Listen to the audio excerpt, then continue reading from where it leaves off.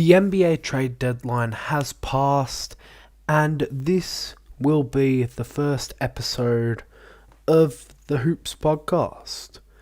And along with the trade deadline, a lot of other things have happened in the NBA this week, with Kobe's statue unveiling, the Lakers-Denver game, which was an incredible game, a few trades we have to go over, the Knicks and the Bulls, and the Warriors organization.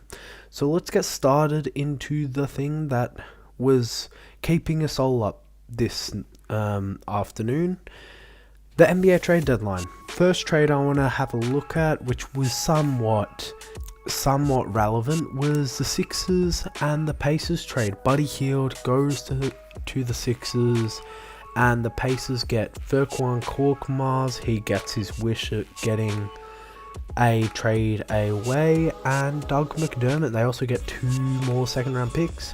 Good trade for the Sixers, but with Joel Embiid out, they are going to have to try hard. Joel Embiid is a phenomenal player, and without him, I don't see how they'll even stay in the playoffs. I think they'll drop into the play-in, and Joel Embiid will need to be back for those games. Moving on, the next deal that I want to highlight is the Suns getting Royce O'Neal and David Roddy. Royce O'Neal is an incredible player. I'm jealous as a Lakers fan. I wish we would have got him, because he is able to space the floor and defend. He's a two-way player, and all they had to give up was a first round pick swap.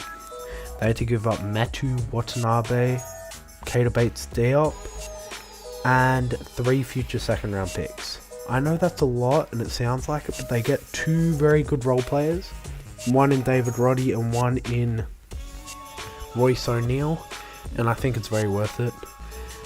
The next deal we're going to have a look at is the Thunder deal with Gordon Hayward. Gordon Hayward, I know he was in contention to be bought out, but he still is a very good player regardless of that fact.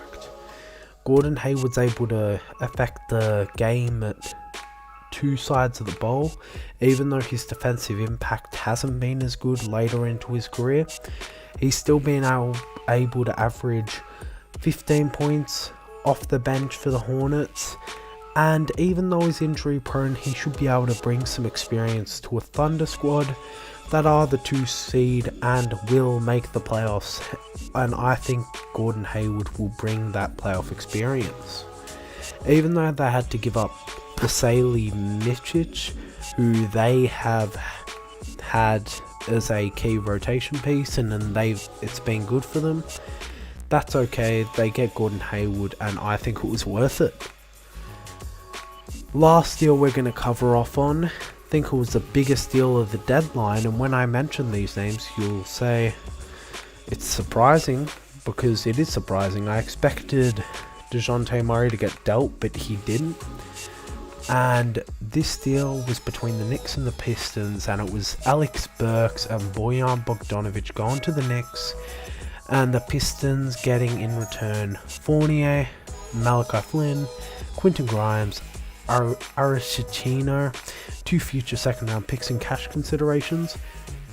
We have to talk about the Knicks, but first let's talk about the Pistons. Quentin Grimes is a great young player, and I'm happy he'll get an opportunity in Detroit, especially with Killian Hayes getting released, and they get 2 second round picks. I think this was a very worth deal, since Evan Fournier and Malachi Flynn are both expiring deals. Okay, now we have to talk about the Knicks. They were on a 9-game winning streak.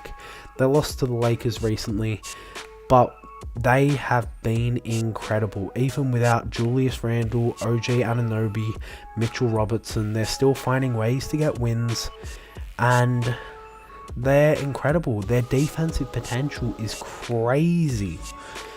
Jalen Brunson, a hard-working guard on $20 million, a steal of a contract. Now they bring in Bojan Bogdanovic, who brings some scoring. He isn't the best defensively, but when you have the type of defense the Knicks have, you can compromise a little bit. And it's not like he's a terrible defender, he's just not a good one.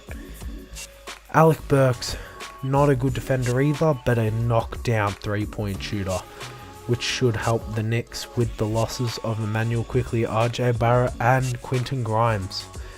The Knicks are serious contenders, and I think once they get back Julius Randle and Mitchell Robinson at the end of the season, watch out if they get matched up against like a Boston or let's say a Sixers, a Bucks, depending on, because they could fold because Julius Randle will be out for a while until at least post All-Star, and Mitchell Robinson will be out, so I wouldn't be surprised if they drop a few games and end up falling into that 3 to 4 slot and having to face a higher seed.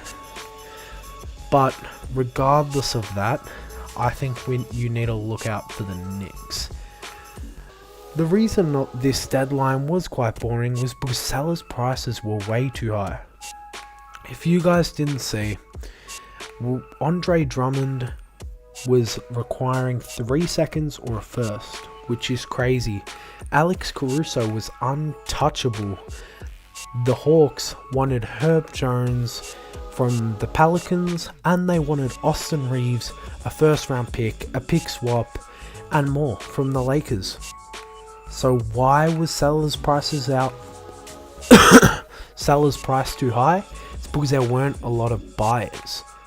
That is a key thing that needs to happen when you are at the deadline. You need sellers and buyers, but because of the play-in tournament, it's causing this disparity, and every team thinking, if we make it to the playoffs, then we can earn a little bit of cash.